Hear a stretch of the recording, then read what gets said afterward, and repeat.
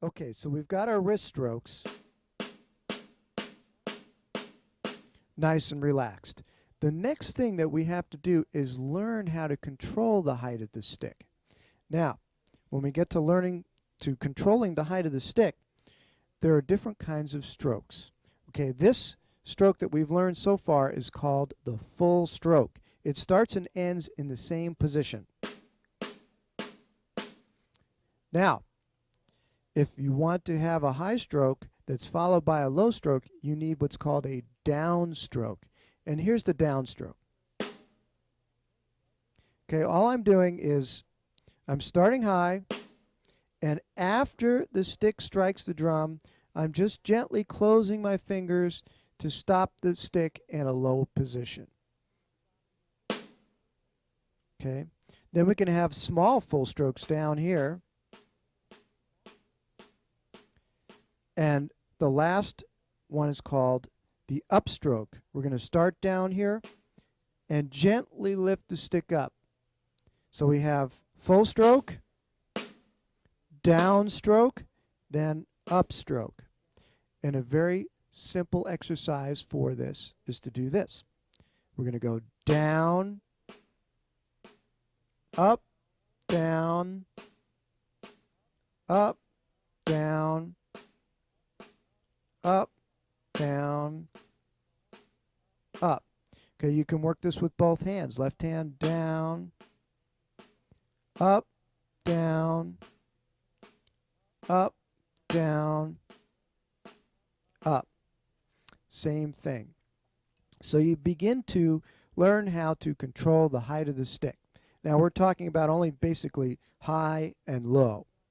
Two different sounds. Now, if you're playing from the same height, you will get a matched sound. And if you really develop this, you'll have a beautiful, refined evenness to your playing, because all the notes that you play of a uniform stick height will sound exactly the same. So you can play accented notes that are all the same, and non-accented notes all will be the same.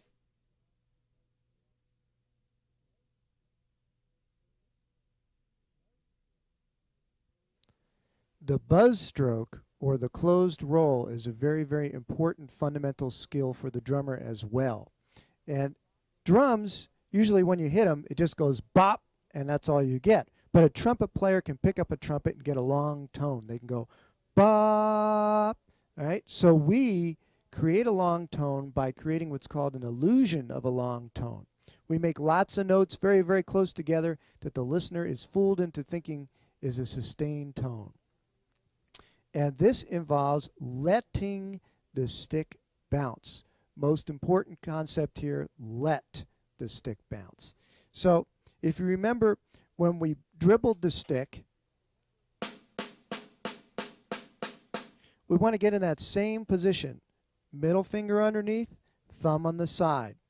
And this time, instead of bouncing it with our opposite index finger, we're just going to let the stick fall.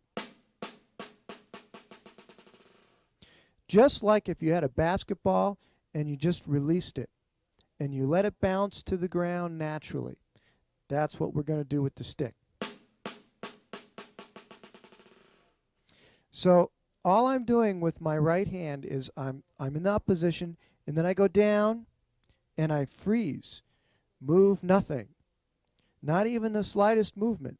If you move a little bit, you may pull the stick to either side, or you will impede the natural bouncing. It's kind of like hitting a basketball as it's bouncing. It will set the bounce off kilter. So you just want to let the stick bounce. Notice I'm moving all of my fingers away from the stick so that it is free. And also you want to make sure that you're in the down position with your wrist so that the back of the stick does not hit the back of your hand here. Okay? If you're hitting the back of your hand, then you won't get many bounces.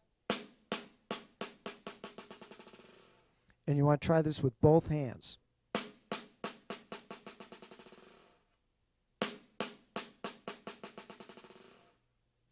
The next thing to do is to create what we call the buzz. The buzz, and you want that zzz part of the buzz. And how do we get that? Well, we want to nurture the smaller bounces in this process. And the way we control this is with the middle finger here. Okay, we're going to use the middle finger and we're going to squeeze gently, and that will get rid of the bigger bounces and get to the smaller bounces. Now, experiment with this. The more that you squeeze, the more intense the bounces will be.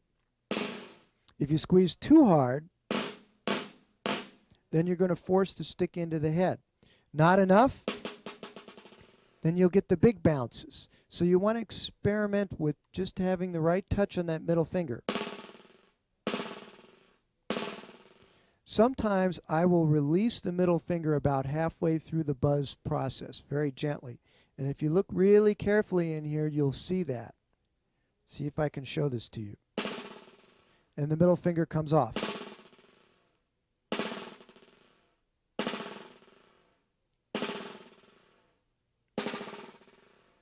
Okay, you want to practice this with both hands, and we're going to slowly accelerate.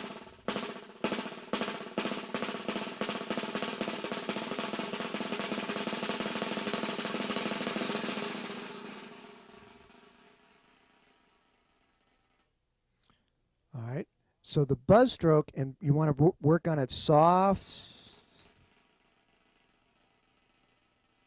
as well as louder. Get all your different dynamics in there for the buzz stroke. Okay, in rudimental or militaristic styles of music, the open double stroke is often used instead of the closed buzz roll. And the open double stroke roll also allows it necessitates you letting the stick bounce. And instead of getting the buzz all the way down to the buzz, like that, we're just going to take the first two bounces and then come up. So you might start with just letting the stick bounce as many times as possible, and then go to this, which is just coming down with your wrist and then letting the stick bounce one time. Okay, so the great thing about the double bounce is that it's like a 2-for-1 sale. You get two sounds out of one wrist stroke. Now, it's very important, if you got a 2-for-1 sale, when you go to the counter and you have your, at the store, and you have two things, you want to take advantage of the sale, all right? And you want to have one wrist stroke and two sounds, right? If they're having a 2-for-1 sale, why pay for two separate items individually? And this is what happens when you do this. All right, you can see that I'm hitting twice with two wrist strokes. But what you want is one wrist stroke and two bounces.